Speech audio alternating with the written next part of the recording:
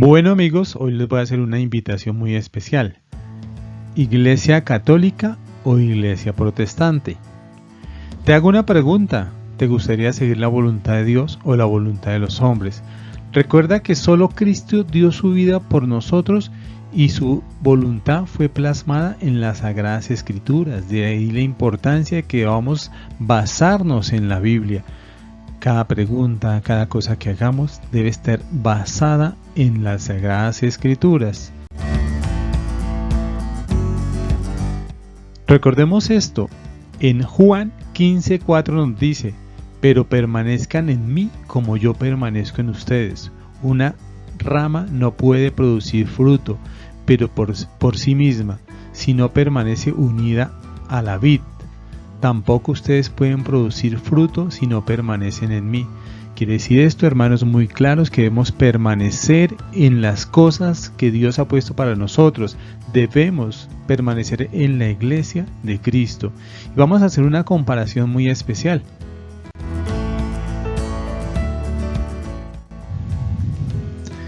Vamos a mirar, mire, ¿qué iglesia es la única que tiene 2000 años? ¿Qué iglesia venera a la Virgen María y la considera, según la Biblia, según las Sagradas Escrituras que lo dicen, ella misma lo dicen, ya les voy a mostrar, que es la Madre de Dios?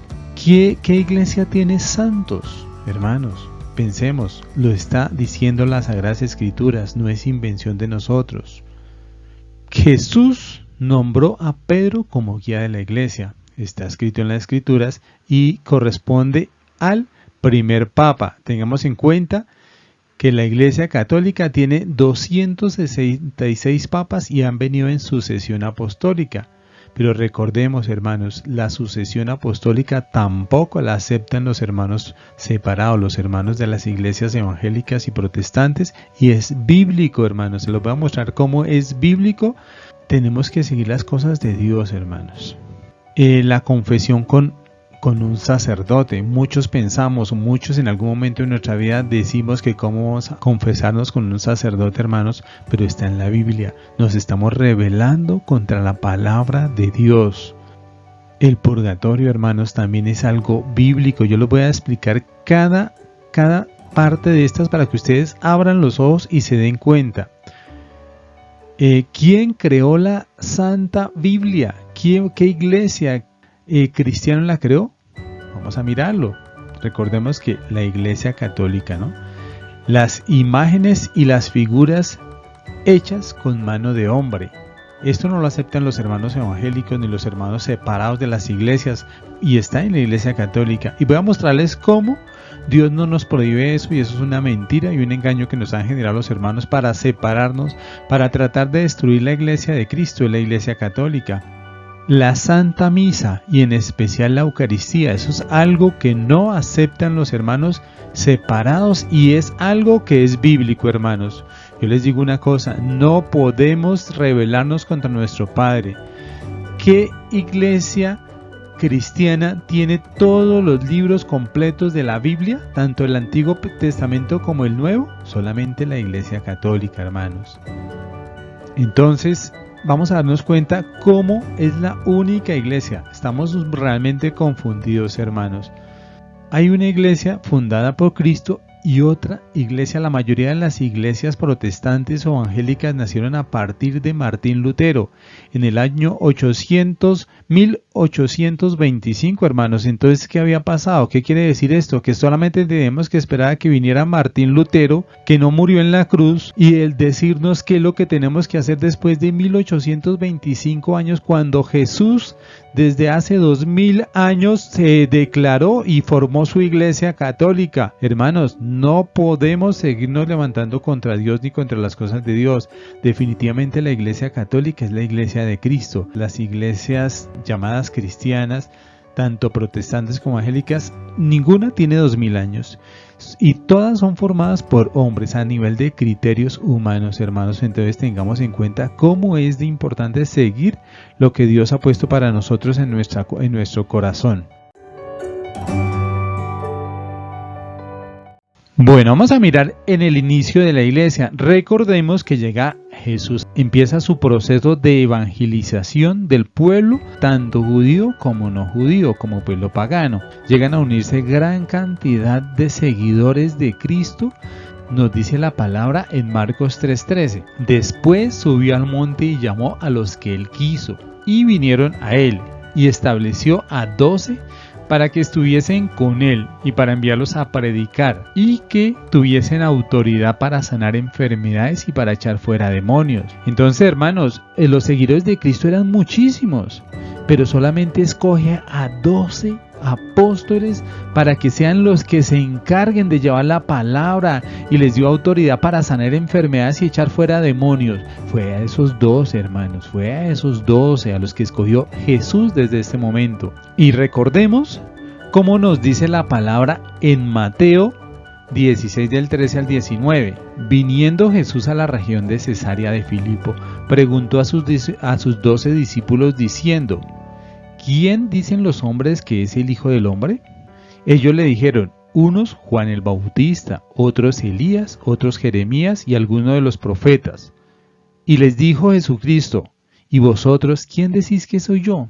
Y respondió Simón Pedro y dijo: tú eres el Cristo, el Hijo del Dios viviente. Entonces respondió Jesús: bienaventurado eres Simón, hijo de Jonás, porque no te lo reveló carne ni sangre, sino mi Padre que está en los cielos. Y yo también te digo que tú eres Pedro, y sobre esta roca edificaré mi iglesia, y las puertas del Hades no prevalecerán contra ella.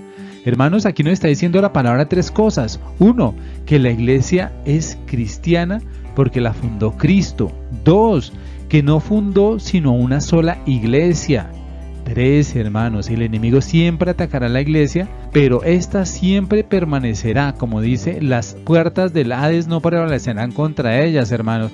Entonces podrán pasar muchas cosas, pero la iglesia nunca podrá ser destruida. Todo el pueblo que seguía a Jesús solamente escogió a 12, y de esos 12 escogió a uno solo, que fue a Pedro, y a este Pedro le da la autoridad para que aquí en la tierra organizara y estuviera al frente de la iglesia, como lo acabamos de ver. Eso es lo que no están aceptando los hermanos separados de la iglesia católica. ¿Por qué, hermanos? Porque si ellos lo aceptaran, tendrían que quitar sus iglesias y tendrían que unirse directamente a la iglesia católica, y tendrían que humildemente llegar allá y aceptar las ordenanzas de esas personas que ya ha dejado Jesús. Por esta razón no van a ceder, teniendo en cuenta que ellos saben que la primera iglesia es la iglesia de Cristo, la iglesia católica. Bueno, y vamos a hablar de algo que no aceptan tampoco los hermanos separados de la iglesia católica, los hermanos evangélicos, los hermanos protestantes, hermanos, y es la sucesión apostólica. Y en esta parte vamos a ver cómo sí es real, cómo sí es verdadera, hermano. Que nos está diciendo que los hermanos nos quieren separar de la verdadera iglesia de Cristo, y hermanos, ustedes tienen que abrir muy bien los ojos. Entonces llegó y escogió a Pedro, ¿cierto? En Hechos 1 al 15 nos dice: primero, Pedro reúne a los demás para escoger el sucesor de Judas. No vino una persona así de repente y dijo que era la llamada de Dios. No, estaba entre los 12 los escogidos de la iglesia, y entre eso estaba Pedro, al que se le dio la potestad, al que Jesús le dio la potestad. Y Pedro reúne a los demás, como nos dice en Hechos 1:15, y Pedro reúne a los demás para escoger el sucesor de Judas, hermano, lo está diciendo la palabra. En Hechos 1:23 al 26 nos dice, vamos a ver el reemplazo de Judas. Aquí vamos a ver cómo en este versículo nos habla de el reemplazo de Judas. En Hechos 9 del 15 al 17 nos dice: Jesús pide a su discípulo Ananías la imposición de manos a Pablo. Entonces aquí estamos viendo el nombramiento de Pablo como parte de la iglesia, y estamos dándonos cuenta que a pesar de que Jesús se le presentó y le dijo que tenía que ser parte de la iglesia, en Hechos 9 del 15 al 17 Jesús le pide a su discípulo Ananías la imposición de manos sobre Pablo, ¿cierto? Y le dijo el Señor: ve, porque este hombre me es un instrumento escogido para llevar mi nombre a los gentiles, a los reyes, a los hijos de Israel, porque yo mostraré cuánto es necesario padecer por mi nombre. Entonces Ananías fue y entró a la casa, le puso las manos encima y dijo: Saulo, hermano, el Señor Jesús te apareció en el camino por donde venías, me ha venido para que recuperes la vista y seas llenos del Espíritu Santo. Entonces nos damos cuenta cómo la iglesia está, los mismos miembros que ha nombrado Jesús son los que se encargan de hacer el llamado a otras personas para que sigan esa formación, para que sean los que se encarguen del pueblo de Cristo. Ahora vamos a ver en Hechos 13 del 2 al 3 nos dice: ministrando estos al Señor y ayunando, dijo el Espíritu Santo: apartadme a Bernabé y a Saulo para la hora que os he llamado. Entonces, habiendo ayunado y orado, a Pablo le impusieron las manos. Ustedes se dieron cuenta que nos estaba diciendo que había ayuno y oración. O sea, no era necesariamente que solamente los nombrados por el pueblo, sino que necesitaban esa guía, esa dirección por medio del Espíritu Santo que nos dijera, o que les dijera a ellos quiénes serían los que tenían que pasar a ser parte de la misma iglesia, los que dirigieran la iglesia. Primera Timoteo 5, 21, 12 nos dice: te pido insistentemente ante Dios Cristo Jesús y a los santos ángeles que observéis estas reglas con imparcialidad, sin hacer diferencias. No impongáis a nadie las manos a la ligera, pues te harías cómplice de los pecados de otro. Entonces aquí nos está diciendo la palabra que tampoco es que el miembro de la iglesia tenga que ir a hacer imposición, a hacer nombramientos a personas que formen parte de la iglesia a la ligera, sin cuidado, porque puede ser un error muy grande y pueden cometer pecado, como nos está diciendo aquí la palabra de Dios. Bueno, ahorita vamos a ver una cosa muy importante. En Hechos 14:23 dice, y es el nombramiento de los ancianos en las iglesias. Recordemos que en la antigüedad a esas personas que tenían tanto conocimiento se les daba un papel muy importante dentro de la iglesia, pero eso ellos no venían, por más de que tuvieran ese conocimiento, no venían y ellos se escogían por sí solos. Aquí vamos a mirar cómo era necesario que fueran esas personas que Dios había puesto para que fueran y hicieran este proceso. En Primera de Corintios 12:28 nos dice: a unos puso Dios, y esto es lo que quiero ver en este versículo, que es muy importante, es la jerarquía que el mismo Jesús pone a su iglesia desde el principio, hermanos. La jerarquía, y todo empieza por ese proceso de sucesión apostólica. Entonces dice la palabra: a unos puso Dios en la iglesia, primero apóstoles, en segundo lugar profetas, en tercer lugar maestros, después los que hacen milagros, después los dones de sanidad, los que ayudan, los que administran, los que tienen diversidad de lenguas. Fijémonos, hermanos, en esta palabra tan importante. Tengamos en cuenta que por medio de la sucesión apostólica hasta este momento, después de Pedro, y ustedes lo pueden revisar, lo pueden investigar, cómo se encuentran los nombres de cada apóstol que hay, que hasta ahora se cumplen 266 y han venido en forma sucesiva. Tengamos en cuenta que el mismo Pedro es un hombre que dejó Dios, que dejó Jesús para que guiara a la iglesia, y así sucesivamente. Los papas que han venido en forma sucesiva han sido hombres dirigidos por medio del Espíritu Santo, pero como hombres en algún momento pudieron haber fallado, y no por eso debemos nosotros criticar. Debemos respetar la iglesia que Jesús ha dejado para nosotros, que es la iglesia católica. Bueno, hermanos, entonces tengamos en cuenta que una vez que Jesús es crucificado, es resucitado, ¿cierto? Y se presenta a su pueblo. En Mateo 20, del 18 al 20 nos dice: Jesús se acercó y les habló diciendo: toda potestad me es dada en el cielo y en la tierra. Por tanto, ¿a quién les está diciendo aquí? A los 12 apóstoles, hermanos. Por tanto, id y haced discípulos a todas las naciones, bautizándolos en el nombre del Padre, del Hijo y del Espíritu Santo. ¿A quiénes? Al pueblo escogido de Dios para que guiara la iglesia, ¿cierto? Enseñándoles que guarden todas las cosas que os he mandado, y he aquí, yo estoy con vosotros todos los días hasta el fin del mundo, hermanos.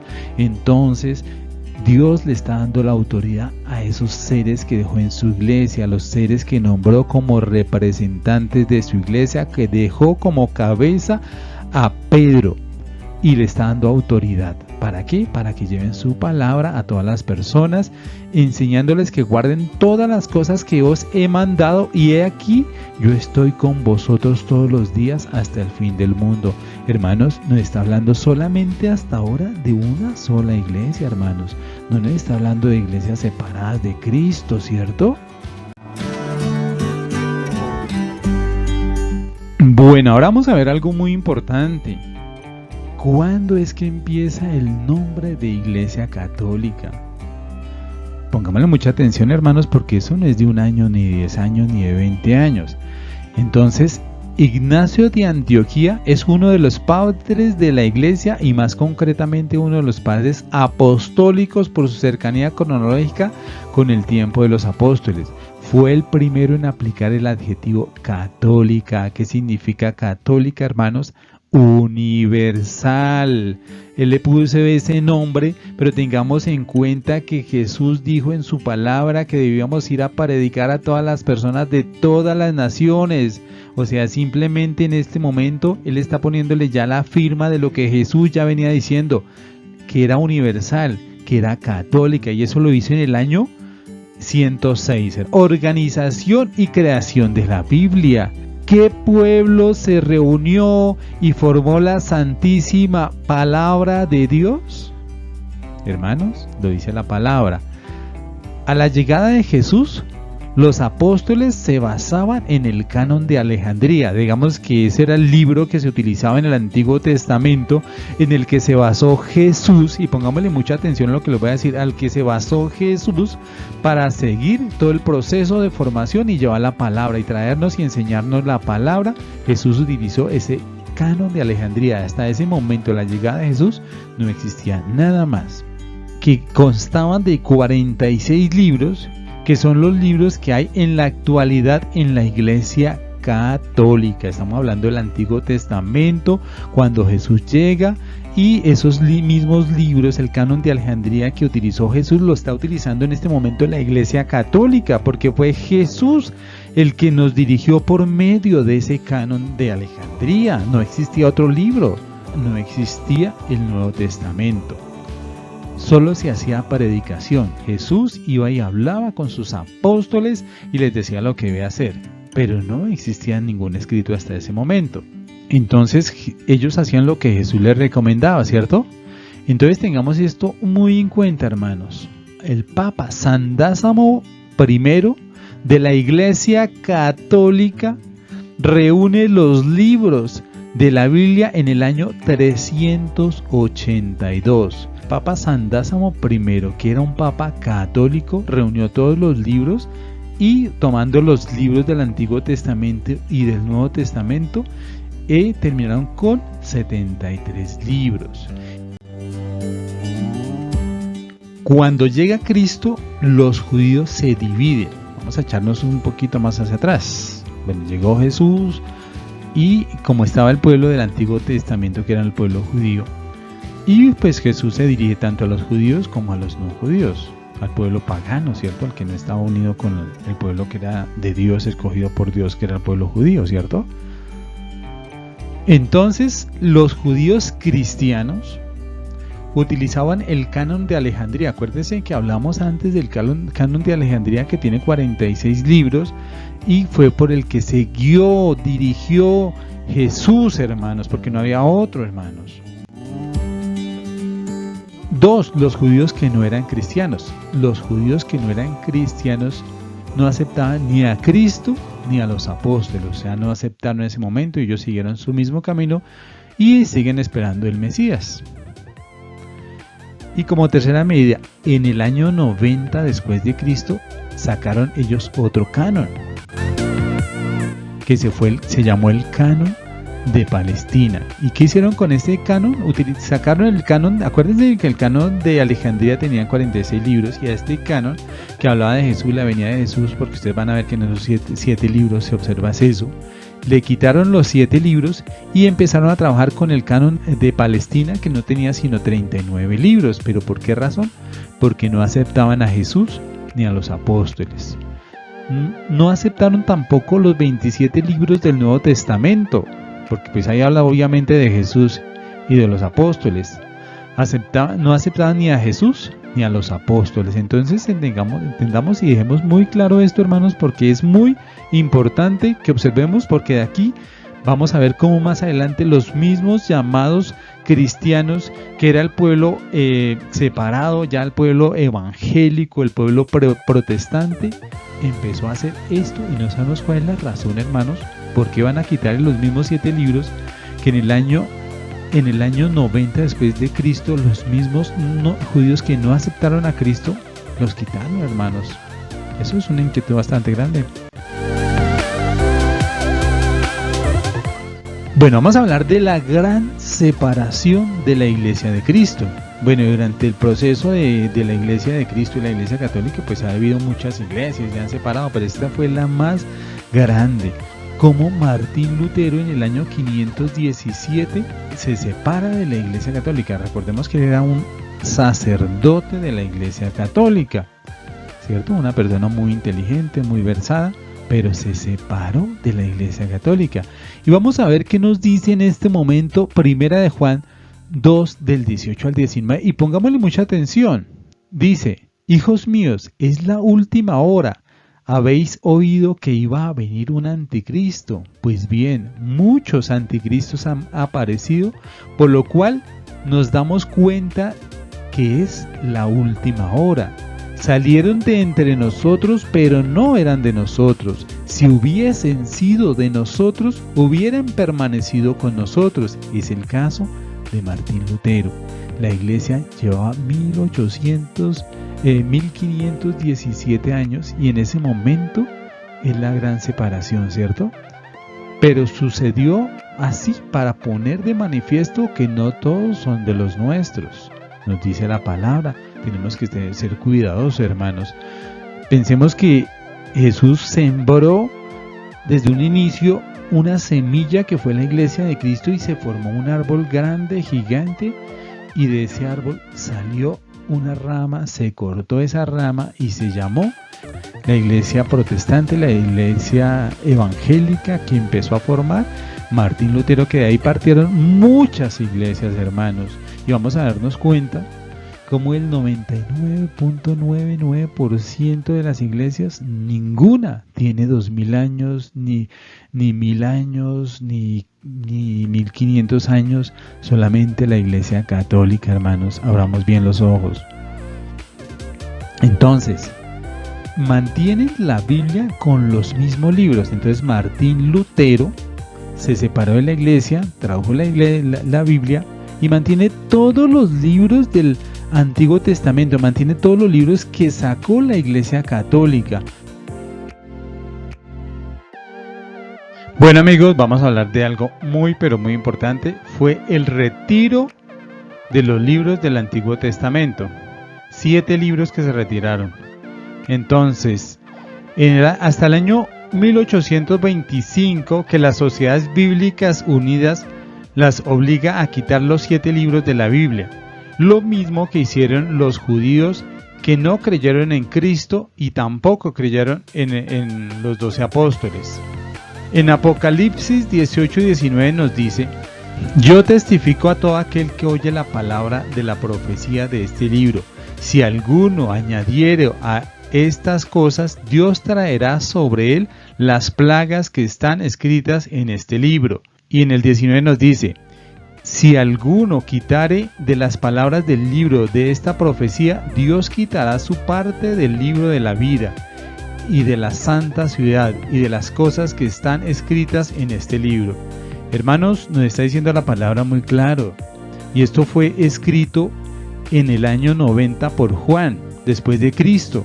Y esto, si lo estamos observando, esto lo quitaron en el año 1825 las Sociedades Unidas. Esto lo podemos observar en todas las Biblias de las iglesias llamadas cristianas, pero que son los evangélicos o los protestantes los que observamos que ya no tienen estos 7 libros. No sabemos la razón, pero sí acabamos de leer que es muy importante. Dice la palabra de Dios, le repito, si alguno quitare las palabras del libro de esta profecía, Dios quitará su parte del libro de la vida y de la santa ciudad y de las cosas que están escritas en este libro. Hermanos, estamos faltando a la palabra. ¿Cómo vamos a aceptar algo que nos está diciendo las mismas escrituras que no podemos hacer? Nos estamos separando de la palabra de Dios, hermanos. Nosotros no tenemos la autoridad. El ser humano no tiene la autoridad de quitar esos libros, hermanos, porque la palabra misma lo dice. Recordemos que Apocalipsis se escribió en el año 90 después de que vino Cristo. Y esto se presentó porque acuérdense que habíamos hablado que habían judíos que no aceptaban a Cristo, ni siquiera los apóstoles, y por eso quitaron estos libros, porque estos libros hacen referencia precisamente a esto. Y ahora observamos que los hermanos evangélicos, los hermanos protestantes retiran estos libros, hermanos. Esto no debe ser así. Nosotros no podemos aceptar esto, hermanos. Vamos a ver lo que se le critica a la Iglesia Católica. Entonces, primero vamos a mirar por qué a la Virgen María se le dice Madre de Dios y se le hace veneración. Y lo vamos a encontrar en la misma palabra. Vamos a tocar tema por tema en este instante, ¿no? En Lucas 1:40 dice: y entró en casa de Zacarías y saludó a Elizabeth. ¿Quién? María, ¿no? Y aconteció que cuando oyó Elizabeth la saturación de María, la criatura saltó en su vientre. Y Elizabeth fue llena del Espíritu Santo. ¿Qué nos está diciendo en este momento la palabra? Que Elizabeth es llena de Dios. Recordemos que está el Padre, el Hijo y el Espíritu Santo. Y le dice la palabra en este momento que Elizabeth es llena del Espíritu Santo. Y exclamó a gran voz y dijo: bendita tú entre las mujeres. Le está diciendo a la Virgen María que es bendita, que es una mujer especial. Le está diciendo lo que los hermanos protestantes no quieren aceptar, que es bendita, que es especial, que le podemos hacer veneración porque es un ser que Dios ha puesto para que tuviera a su hijo. Y también dice: bendito el fruto de tu vientre. Y en el 40 nos dice, bueno, vamos a revisar donde dice ¿por qué se le dice Madre de Dios? Y eso lo encontramos en Lucas 1:43. Y pongámosle mucha atención. Dice: ¿por qué se me concede esto a mí, que la madre de mi Señor venga a mí? ¿Quién está diciéndole eso a la Virgen María? Le está diciendo Elizabeth. Y le está diciendo ¿por qué? Acuérdense que está llena de Dios y está llena del Espíritu Santo, y le está diciendo, y está escrito en la palabra: ¿por qué se me concede esto a mí? Que la madre de mi Señor venga a mí. ¿Quién es la madre del Señor de Elizabeth? Pues es Dios, hermanos. Nos lo está diciendo la palabra, hermanos. No sé cuál es la duda. ¿Por qué no vamos a creer en las cosas que Dios pone en nosotros? Y dice la palabra en Lucas 1:43. ¿Por qué se me concede esto a mí, que la madre de mi Señor venga a mí? Está diciendo la palabra, hermanos. Elizabeth en ese momento es llena de Dios y le está diciendo a la Virgen María que por qué se le concede esto a ella, que la madre de mi Señor, de Dios, hermanos, la madre de Dios. Lo está diciendo la palabra y está escrito, hermanos. Está diciendo la palabra que por qué se me concede esto, que la madre de mi Señor venga a mí. Qué pena con ustedes los que no quieran creer que María, la Virgen María, es la madre de Jesús, que Jesús es Dios, que Jesús fue hombre y que ese hombre que cuando llegó a la tierra fue crucificado, derramó su sangre en la cruz. Pero ¿quién fue? Jesús hecho hombre, que es Jesús Dios. Y la Virgen María es la madre de Dios. No estamos diciendo, hermanos, no estamos diciendo que la Virgen María hizo a Dios, porque nunca lo va a poder hacer. Ninguna madre puede hacer a su hijo, ninguna madre puede decir: voy a hacer un hijo a Aarón, voy a hacerlo de tamaño tal, voy a ponerle color de los ojos tal. No, hermanos, eso es un error. El único que hace al ser humano es Dios, hermanos. La Virgen María no es es la madre de Jesús, es la madre de Dios, pero no es la creadora, hermanos. Lo que yo les decía, la Virgen María lo amamantó, lo cuidó, lo tuvo en su vientre, y lo dio a luz. Eso se llama una madre, hermanos, pero no confundamos, hermanos, no es la que hace a Dios, es la ser que Dios permitió para que su Hijo amado naciera en ella. Entonces, hermanos, tengámoslo claro, hermanos, por favor. Bueno, vamos a mirar entonces ahora Juan 2, 4 al 5. Al tercer día se hicieron unas bodas de Caná de Galilea, y estaba allí la madre de Jesús, y fueron también invitados a las bodas de Jesús sus discípulos, y faltaba vino, y la madre de Jesús le dijo: no tienen vino, le dijo a Jesús. Jesús dijo: ¿qué tienes conmigo, mujer? Aún no ha venido mi hora. Quiere decir, en este momento está demostrado y es bíblicamente que es el primer milagro que Jesús concede, porque acuérdense que convirtió el agua en vino, hermanos. ¿Sí se acuerdan? La convirtió en vino, fue el primer milagro, y lo hizo ¿por qué? Porque la Virgen María le hizo esa petición. Por eso es que nosotros tenemos a la Virgen María como nuestra intercesora para pedirle a Jesús. Él sabe qué cosas necesitamos, pero nos está intercediendo. No es la mediadora, porque entre Dios y el hombre solamente hay un mediador, que es Jesús. Es la intercesora la que intercede. Ella va y habla con su Hijo amado para que nos ayude, para que nos ponga más atención. Y lo que hizo en este instante nos demostró cómo la Virgen María hizo esa intercesión, y Jesús la escuchó, y Jesús realizó ese milagro. Entonces, hermanos, esa es la causa principal de por qué nosotros pedimos la intercesión de la Virgen María. Entonces, en Romanos 8, del 30 al 28 nos dice: los que son llamados conforme al propósito de Dios. Pongámosle mucha atención a esto, ¿no?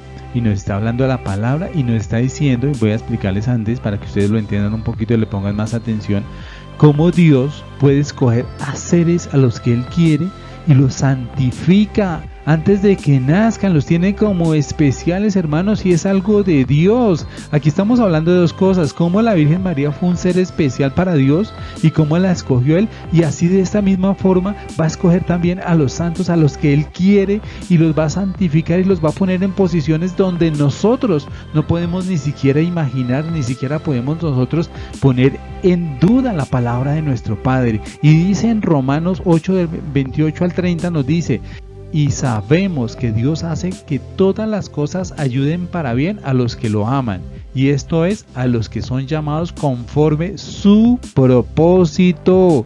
Dios ya ha tenido personas que las llama según su propósito, y sabemos que a los que antes conoció, también los predestinó para que fuesen hechos conforme a la imagen de su Hijo. ¿Cómo fue su Hijo? Su Hijo fue un ser especial, su Hijo fue un ser diferente, y estamos mirando cómo llamó también a personas para que fueran conformes a la imagen de su Hijo, dice la palabra, a fin de que Él sea el primogénito entre muchos hermanos. Y escuchen esto: y a los que predestinó, a estos también llamó, y a los que llamó, a estos también justificó, y a los que justificó, también glorificó. Dios está santificando a los que Él quiere, hermanos, y eso no es de nosotros, es voluntad de nuestra Padre, y si Él decide hacer esto, hermanos, debemos respetarnos. Estamos hablando de que la Virgen María fue un ser escogido por Él, y la glorificó y la santificó, y así también ha hecho con muchos hombres, hablando de los santos, hermanos, hablando de lo que tanto nos critican. Ahí está, y lo pueden leer en la palabra, hermanos. Los invito. Bueno, vamos a mirar el segundo punto que también critican que mucho, que es la Santa Misa y la Eucaristía, que es bíblico, hermanos. De pronto los hermanos evangélicos, no sé si es que no han leído la palabra o no sé qué pasa, pero está escrito. Entonces nos dice en Juan 6, del 59 al 58: yo soy el pan de vida. Yo soy el pan vivo que descendió del cielo. Si alguno comiere de este pan, vivirá para siempre. Y el pan que yo le daré es mi carne, la cual yo daré por la vida del mundo. Entonces los judíos, escuchen bien lo que pasó, en lo que está pasando en este momento, que ni siquiera los hermanos llamados de las otras iglesias cristianas, los hermanos protestantes, aceptan. Entonces los judíos contendían entre sí diciendo, ¿cómo puede este darnos a comer su carne? ¿Cómo, hermanos?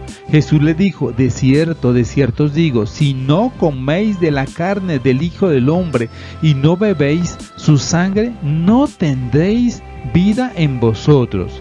El que come mi carne y bebe mi sangre tiene vida eterna y yo le resucitaré en el día postrero, porque mi carne es verdadera comida y mi sangre es verdadera bebida. El que come mi carne y bebe mi sangre, en mí permanece y yo en él. Como me envió el Padre viviente y yo vivo en el Padre, asimismo el que me come, él también vivirá por mí. Este es el pan que descendió del cielo, no como vuestros padres comieron el maná y murieron. El que come de este pan vivirá eternamente. Hermanos, nos está diciendo la palabra. Eso es lo que está representando en la misa, la Santa Eucaristía, que es el cuerpo y la sangre de Cristo, que es lo más importante que nosotros tenemos como cristianos, hermanos, que nos lo están respetando, que los enemigos, los hermanos que no conocen están hablando cosas que realmente ni saben, hermanos. Entonces nos dice en Hebreos 10:10, es en esa voluntad que somos santificados mediante la ofrenda del cuerpo de Jesús, hecha una vez y para siempre. Hermanos, Jesús se entregó una vez, fue crucificado una vez y para siempre, nunca más va a volverlo a hacer.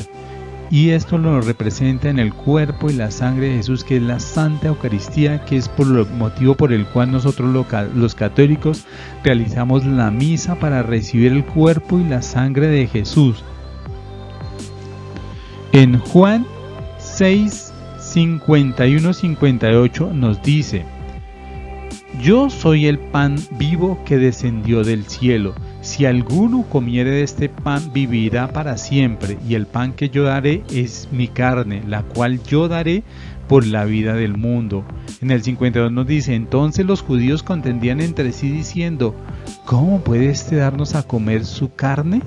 Jesús les dijo, de cierto os digo, si no comieres la carne del Hijo del Hombre y bebieres su sangre, no tendréis vida en vosotros.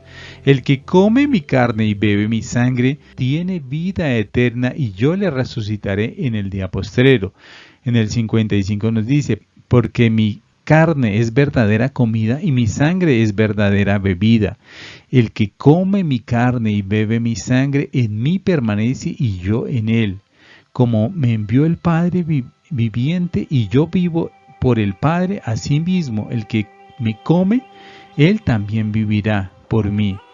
Este es el pan que descendió del cielo, no como vuestros padres comieron el maná y murieron.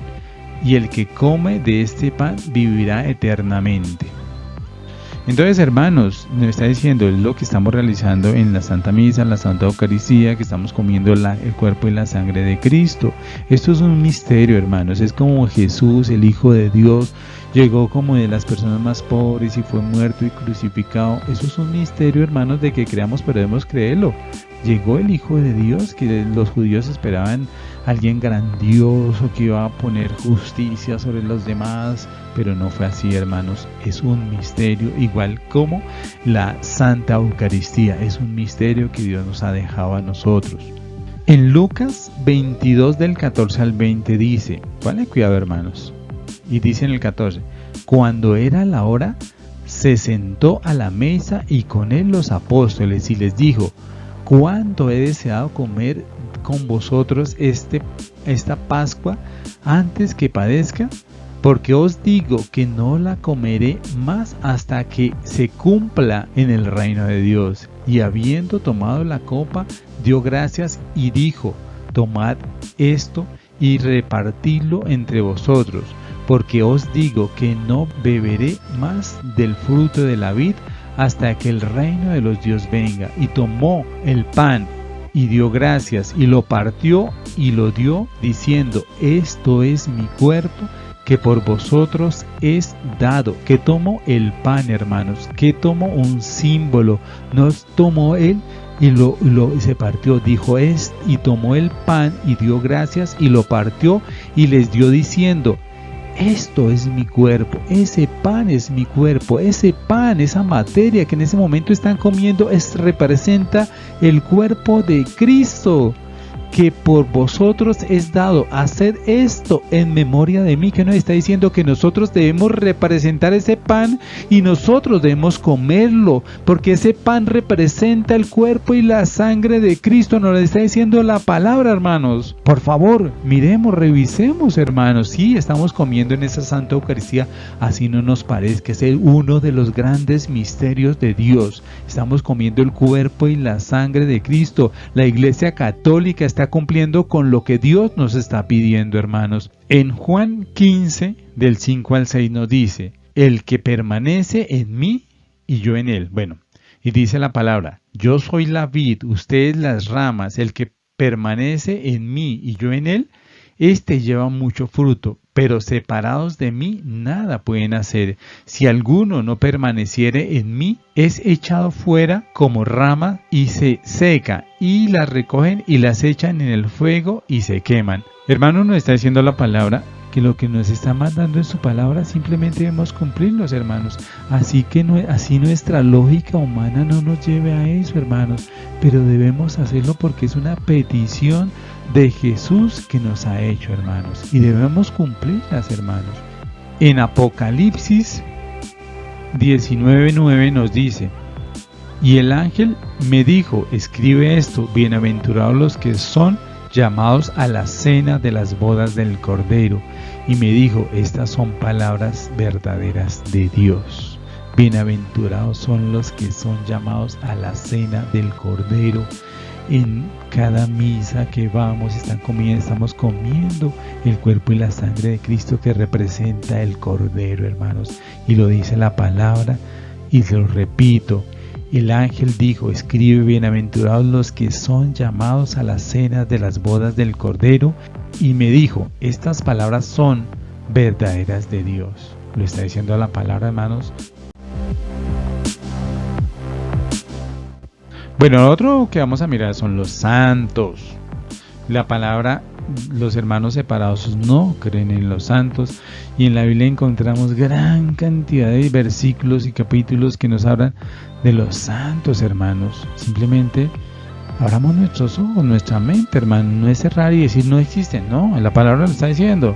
Entonces dice en Romanos 8:27: mas el que escudriña los corazones sabe cuál es la intención del Espíritu, porque conforme a la voluntad de Dios intercede por los santos. Nos lo está diciendo la palabra, hermanos. Revisemos los que no se han dejado confundir de los hermanos protestantes. En Efesios 6 del 18 al 19 nos dice: orando en todo tiempo con toda oración y súplica en el Espíritu, y velando en ellos con toda perseverancia y súplica por todos los santos, por todos los santos. En Romanos 8 del 28 al 30 nos dice: y sabemos que Dios hace que todas las cosas ayuden para bien a los que lo aman. Esto es, a los que son los llamados conforme al propósito, a su propósito. Sabiendo a los que antes conoció, también predestinó para que fuesen hechos conforme a la imagen de su Hijo, a fin de que Él sea el primogénito entre muchos hermanos. Y a los que, y escuchen esto, hermanos, miren lo que dice acá: y a los que predestinó, a estos también llamó. O sea, ya estaban predestinados los santos y los llamó. Y a los que llamó, a estos también justificó. Y a los que justificó, a estos también glorificó. ¿Quién los glorificó? Dios. ¿Y cómo los glorificó? Haciéndolos haciéndolos santos, especiales, haciéndolos seres creados por Dios para Dios. Y esto es lo que nosotros llamamos los santos, hermanos. Aceptémoslos, está en la palabra. En Apocalipsis 6:9 nos dice: cuando abrió el quinto sello, vi debajo del altar las almas de los que habían sido muertos a causa de la palabra de Dios y del testimonio que ellos tenían. Y clamaban a gran voz diciendo: ¿hasta cuándo, oh soberano Señor, santo y verdadero, no juzgáis y vengáis nuestra sangre sobre los que moran en la tierra? En el 11 nos dice: y cada uno de ellos le fue dado un vestido blanco, hermanos. ¿Qué quiere decir esto? Nos está diciendo en Apocalipsis 6:9 que hay personas que ya fallecieron y que han quedado como santos y Dios les ha llenado de un vestido blanco. ¿Qué significa este vestido blanco? La pureza, la santidad. Y se les dijo que descansasen todavía un poco de tiempo hasta que se cumpliese el número de sus consiervos y de sus hermanos que también habían de ser muertos como ellos. Entonces, hermanos, si hay santos, y en el cielo hay santos, hermanos, nos lo está diciendo la palabra, hermanos. En Apocalipsis 8:3 nos dice, escuchemos, por favor, escuchemos: incienso para añadirlo a las oraciones de todos los santos.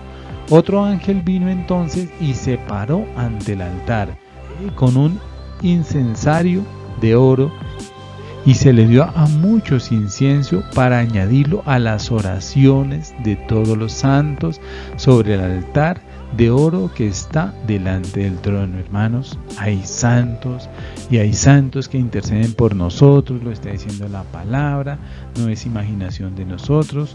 Realmente debemos leerlo porque nos tienen muy confundidos. Entonces, lo que más se le critica también a la Iglesia Católica, vamos a ver, el purgatorio, hermanos.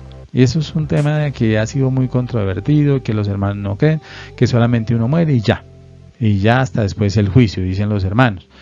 Pero vamos a mirar qué nos dice en Juan 1 del 5 al 10. Dice: y este es el mensaje que oímos de él, y os anunciamos que Dios es luz, y en él no hay ningunas tinieblas. Si decimos que tenemos comunión con él y andamos en tinieblas, mentimos y no practicamos la verdad.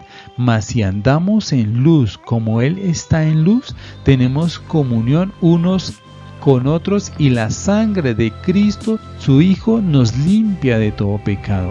Si decimos que no tenemos pecado, nos engañamos nosotros mismos y la verdad no está en nosotros. Si confesamos, hermanos, ¿cuántos de ustedes han confesado?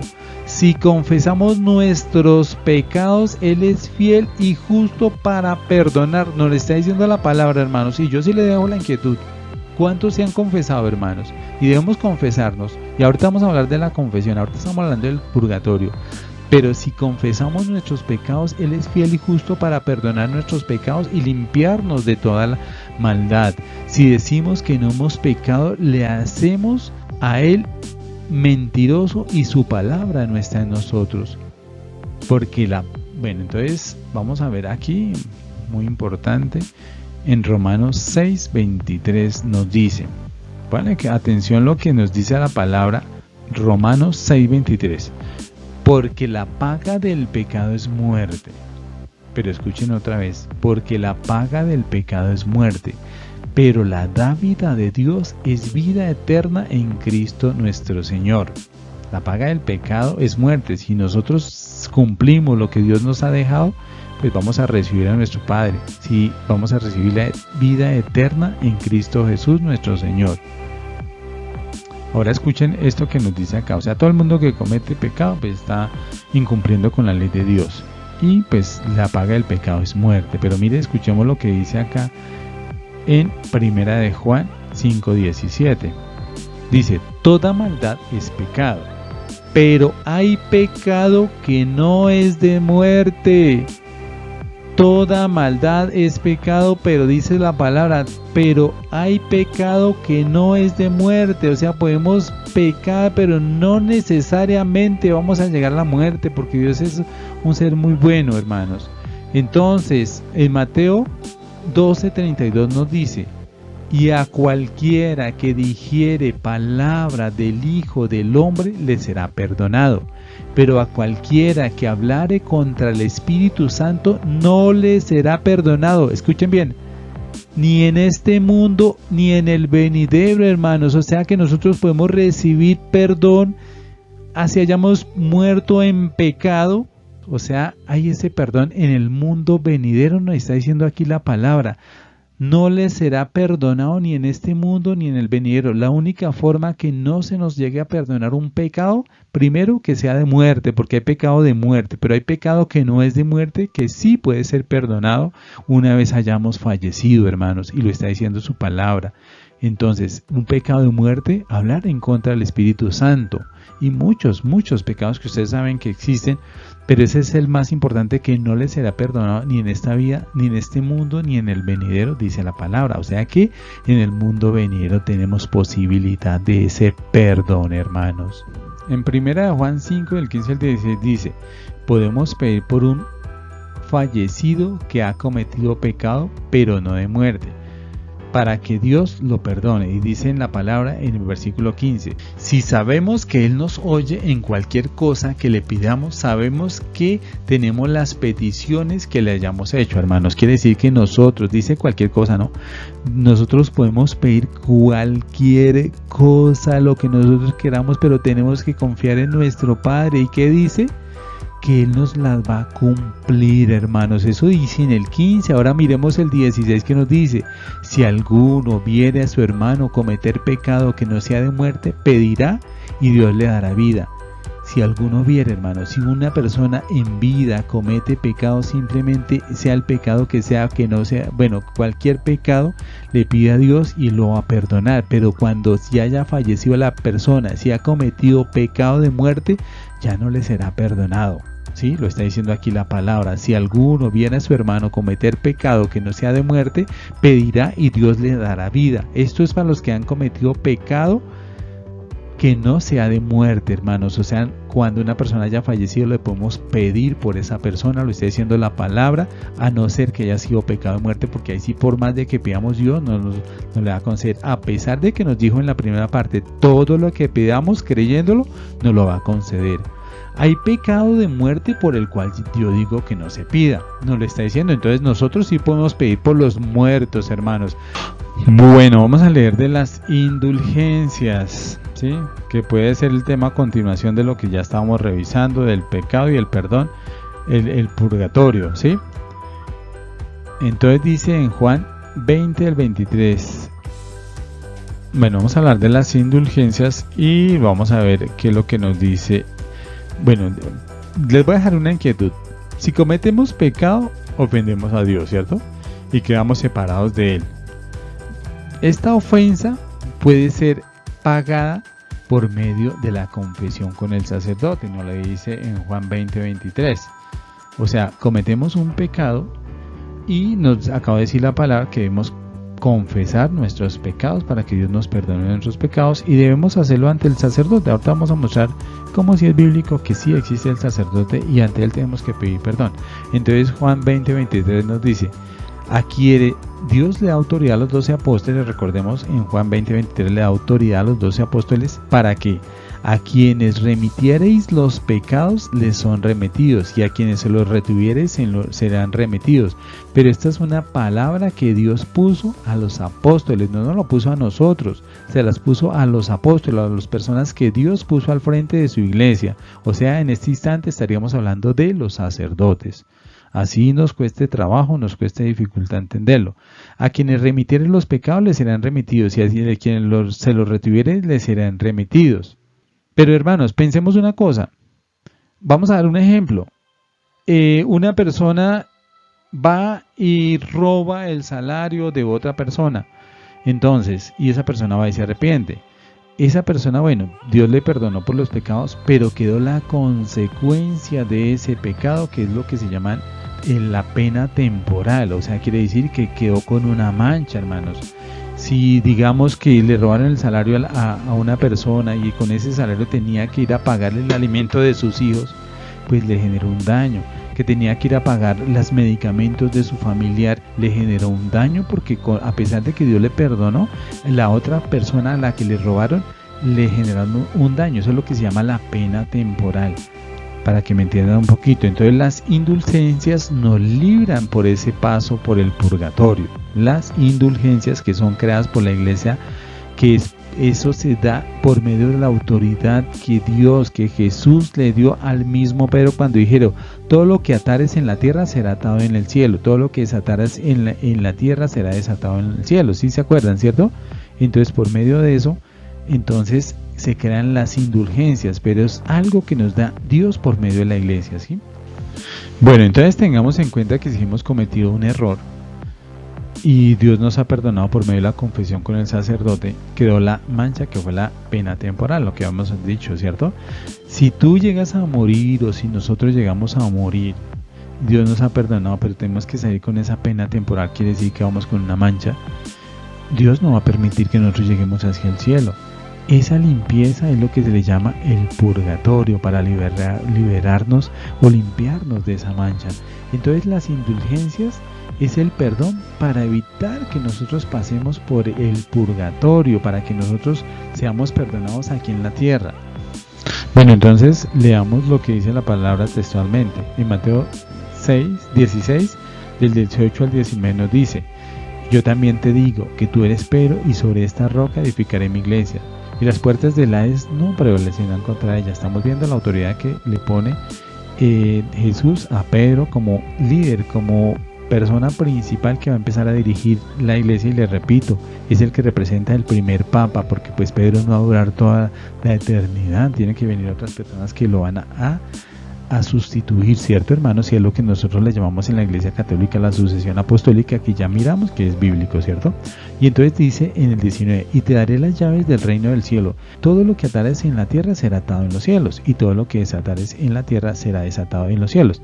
Por eso es que vienen las indulgencias. Las indulgencias es algo propio de la iglesia, que Dios nos ha dado por medio de la iglesia, porque es que la iglesia no está desconectada de Dios. Tenemos una unión muy fuerte, porque Dios es el que la ha creado, y es su iglesia, es su casa, es donde nosotros tenemos que estar todos. Esa es la iglesia, ¿cierto, hermano?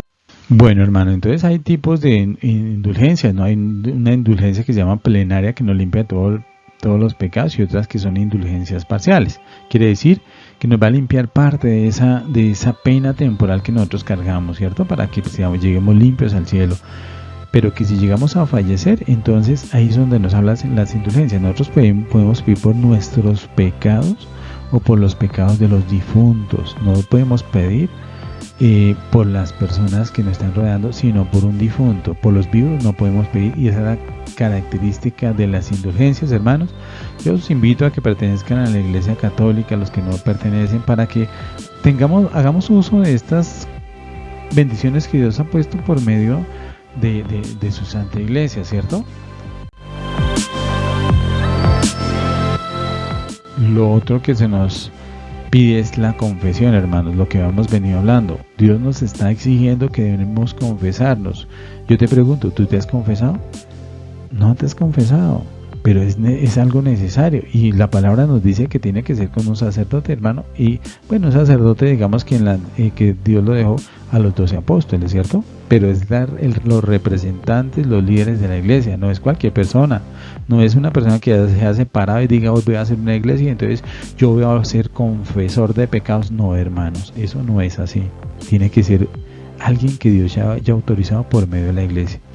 Entonces nos dice, vamos a leer, nos dice en Mateo capítulo 9, del 4 al 7, nos dice: pero para que sepan que el Hijo del Hombre tiene autoridad para perdonar pecados en la tierra, entonces dijo al paralítico: levántate, toma tu camilla y vete a tu casa.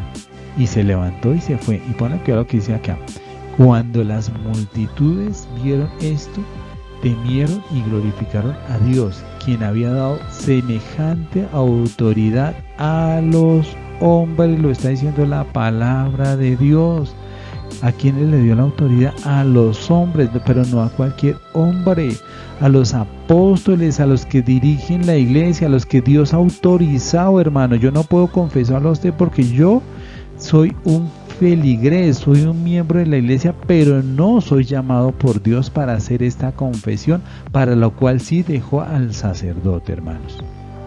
Bueno, entonces vamos a revisar en Primera de Juan, capítulo 1 del 8 al 10, dice: si decimos que no tenemos pecado, nos engañamos a nosotros mismos y la verdad no está en nosotros. Si confesamos nuestros pecados, escuchen bien, si confesamos nuestros pecados, Él es fiel y justo para perdonar nuestros pecados y limpiarnos de toda maldad. Si decimos, mire, le repito, si confesamos nuestros pecados, hermanos, yo les pregunto, ¿ustedes se han confesado? Y dice la palabra, lo está diciendo muy claramente: si confesamos nuestros pecados, Él es fiel y justo para perdonar nuestros pecados y limpiarnos de toda maldad. Si decimos que no hemos pecado, le hacemos a Él mentiroso y su palabra no está en nosotros. En el 21 dice: entonces Jesús les dijo otra vez: paz a vosotros. Como me envió el Padre, así también yo os envío. ¿A quién está hablando? A los apóstoles, ¿cierto? A los representantes, a los jefes que dejó Cristo en la iglesia, hermanos. Y habiendo dicho esto, sopló en ellos y les dijo: recibid el Espíritu Santo. A quien le remitiere los pecados les serán remitidos, a quienes se los retuviereis les serán remitidos. Hermanos, qué dificultad tenemos nosotros en escuchar esto, que la confesión es obligatoria, hermanos, y debemos hacerlo ante los seres humanos que Dios ha dejado en su iglesia, hermanos. Se lo repito una y otra vez, hermanos. Bueno, entonces ahora vamos a ver en 2 Corintios del 5, capítulo 5 del 18 al 20 nos dice: y todo esto proviene de Dios, que nos reconcilió consigo mismo por Jesucristo y nos dio el ministerio de la reconciliación. Nos dio a quienes, a nosotros, bueno, digamos a los 12 apóstoles el ministerio. Nosotros nos dio el ministerio de la reconciliación.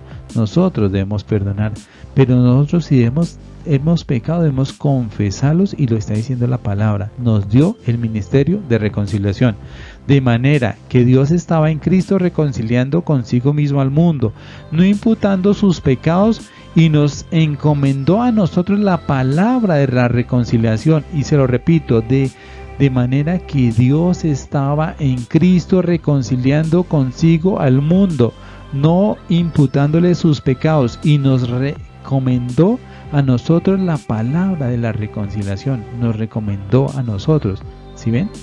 Así que somos embajadores de Cristo. ¿Quiénes son los embajadores de Cristo? Los 12 apóstoles, los representantes de la iglesia.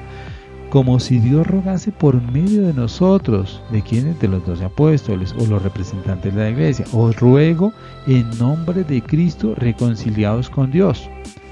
¿A quién está hablando, hermanos? A los 12 apóstoles, a los representantes. ¿A quiénes? Pues a los sacerdotes, hermanos. ¿A quién ha dejado Dios para que nos confesemos? A los sacerdotes, ¿cierto?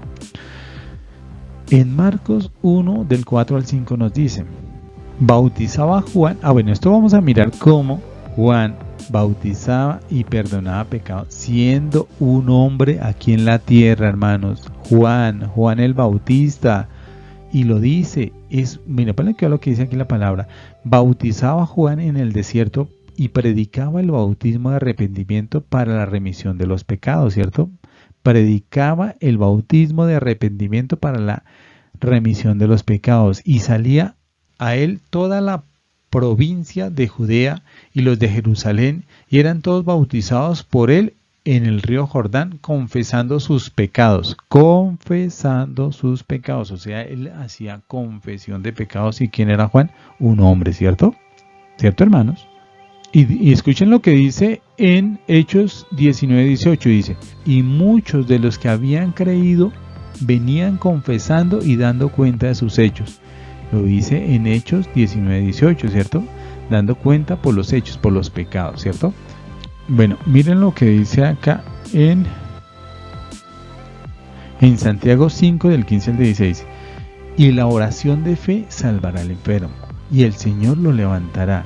Y si hubiere cometido pecado, le serán perdonados. La oración, miren lo que dice acá otra vez, le repito: la oración de fe salvará al enfermo, y el Señor lo levantará, y si hubiese cometido pecado, le serán perdonados. Confesaos vuestras faltas unos a otros.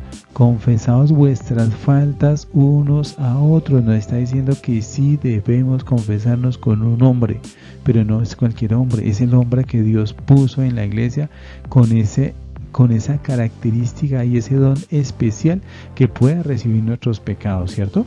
Entonces dice, confesaos vuestras faltas unos a otros y rogad los unos por los otros para que seáis sanos. La oración eficaz del justo puede mucho.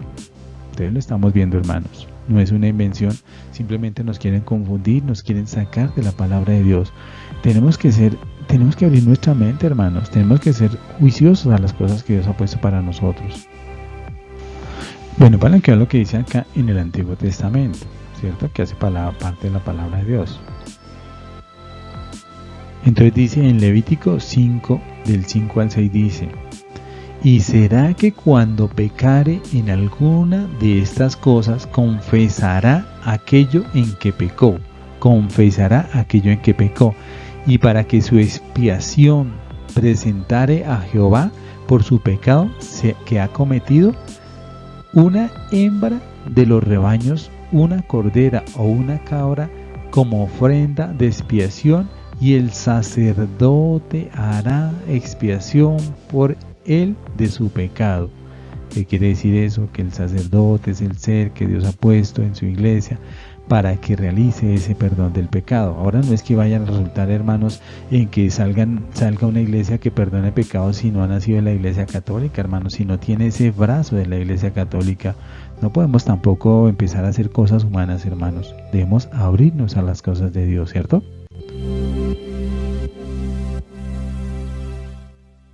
Bueno, ahora sí vamos a tocar un tema pero supremamente importante, y es la idolatría y las imágenes.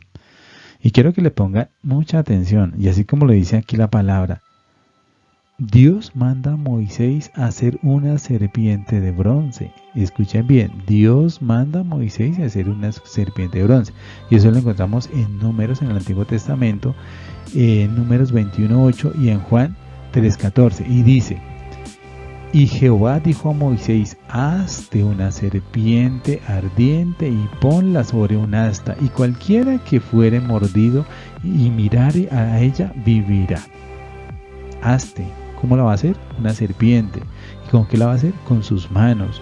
¿Y cómo tiene la serpiente? Tiene ojos que no ven, tiene boca, pero bueno, tiene boca, tiene figura, pero no se puede mover porque es una estatua, es una figura, hermanos. Y eso dice Jehová en su palabra, ¿cierto?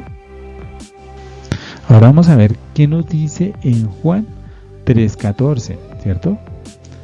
Y como Moisés levantó la serpiente en el desierto, así es necesario que el Hijo del Hombre sea levantado. Como Moisés levantó la serpiente en el desierto, así es necesario que el Hijo del Hombre sea levantado. O sea, a la serpiente se le miró como alguien especial, que imagínense, cuando era picado por la serpiente era salvado. Dios le da otra oportunidad de vida. Y dice que de esa forma, como él tuvo una figura, así es necesario que el Hijo del Hombre sea levantado, o sea, con respeto también sea mirado y sea puesto en los ojos de cada uno, para que él también nos dé vida y vida en Cristo, ¿cierto?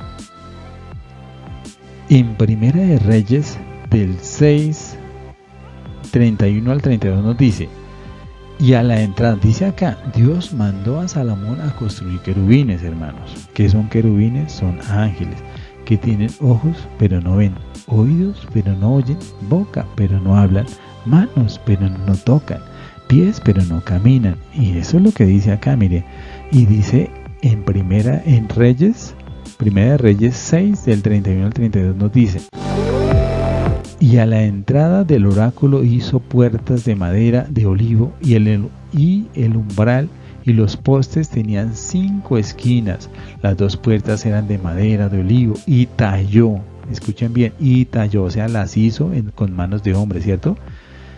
en ella figuras de querubines, y las palmeras, y los botones de flores, y los cubrió de oro, mire, figuras de oro, y cubrió también de oro a los querubines y a las palmeras.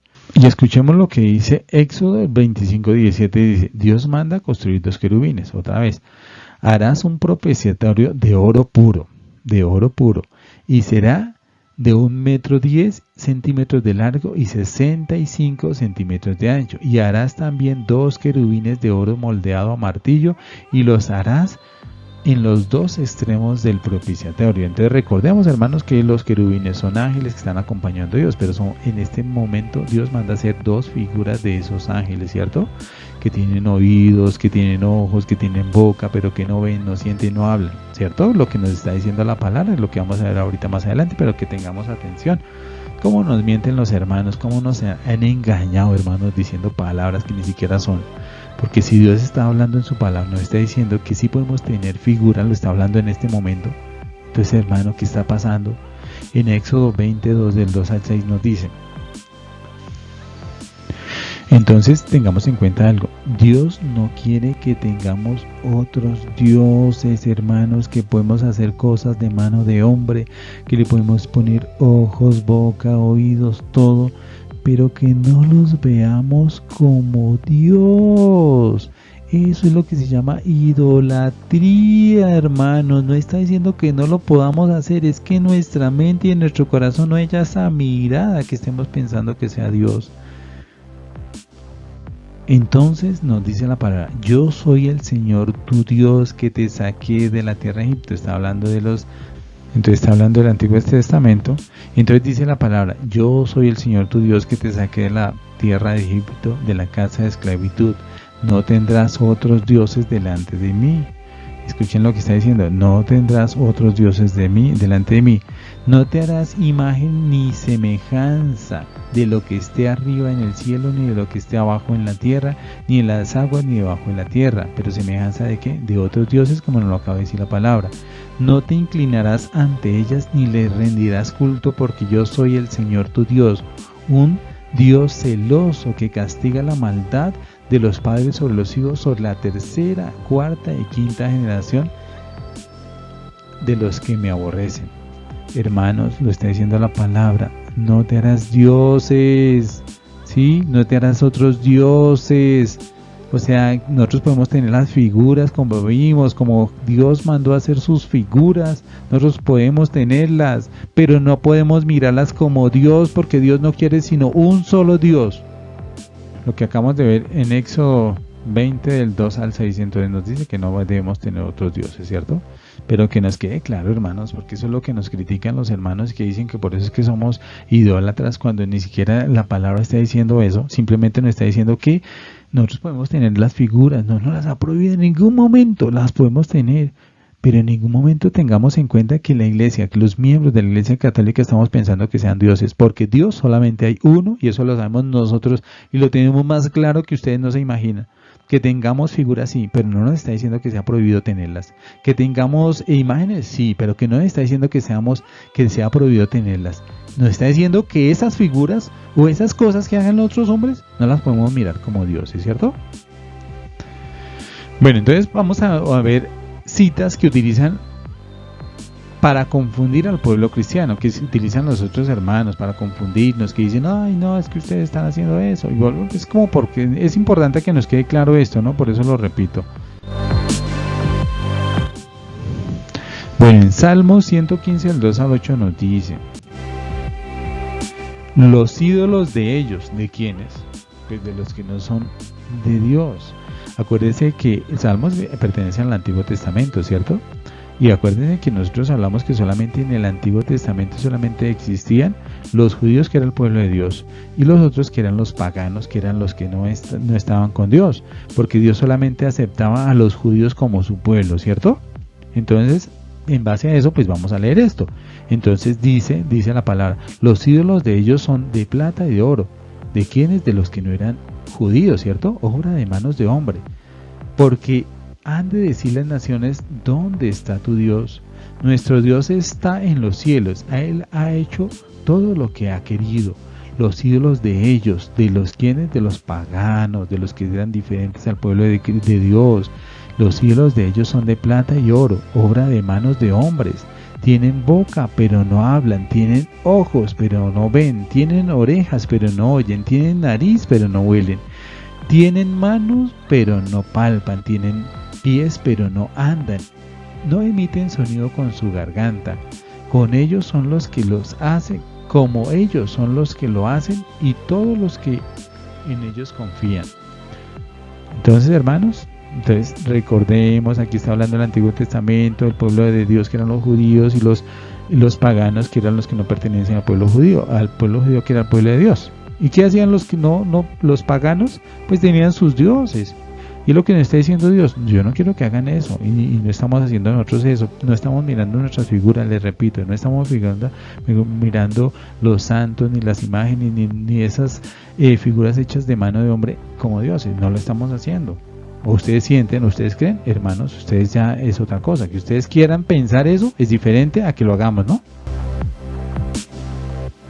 En Deuteronomio 27:15 nos dice: maldito el hombre que haga una imagen tallada o una imagen de fundición, obra de manos de escultor, y la guarde en oculto. Mira lo que está diciendo acá: y la guarde en oculto.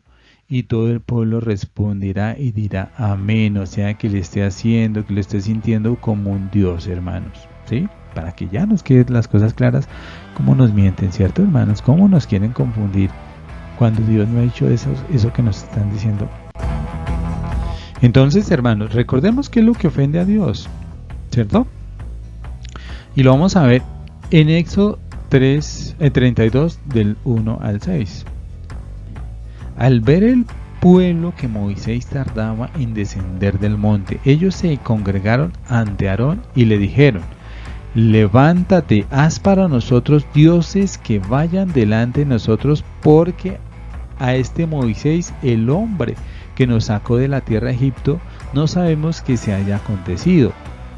Y Aarón le respondió: quiten los aretes de oro que están en las orejas de las mujeres de sus hijos y de sus hijas, y tráiganmelos. Entonces todos los del pueblo se quitaron los aretes de oro que tenían en sus orejas y los trajeron a Aarón. Él los recibió de sus manos e hizo un becerro de fundición moldeado a buril. Entonces dijeron: Israel, este es tu Dios que te sacó de la tierra de Egipto. Están diciendo que esa figura que hicieron era Dios, hermanos, era Dios, y Dios no quiere eso, veámoslo. Al ver esto, Aarón edificó un altar delante del becerro, y presentó diciendo: mañana habrá fiesta para el Señor. ¿Cuál Señor? El becerro que habían dicho que era Dios. Al siguiente día madrugaron y ofrecieron holocausto y trajeron sacrificios de paz. Luego el pueblo se sentó a comer y a beber, y se levantó para divertirse. Entonces, hermanos, pues lógico, Dios se levantó contra ellos, no les gustó que hubieran tenido otro Dios. Entonces, conclusión, hermanos, nosotros podemos tener figuras, podemos tener estatuas, podemos tener figuras que tengan ojos, que tengan oídos, que tengan boca, pero no las debemos mirar como dioses. Nos lo dijo la palabra, y espero que nos haya quedado claro, porque se los he repetido una y otra vez para que entiendan las cosas, hermanos. Seamos humildes ante Dios, tengamos en cuenta que eso es lo que Dios quiere, no que nos sintamos más que Él. La única forma de entender la palabra de Dios es que haya entre nosotros humildad, hermanos. No nos dejemos confundir, no nos sintamos más que Dios, hermanos. Recuerde que se han creado dos iglesias llamadas cristianas, una que es creada por Cristo y otra creada por seres humanos. ¿Y quiénes son esas iglesias que han sido creadas por seres humanos? Los evangélicos, los protestantes, ¿cierto, hermanos?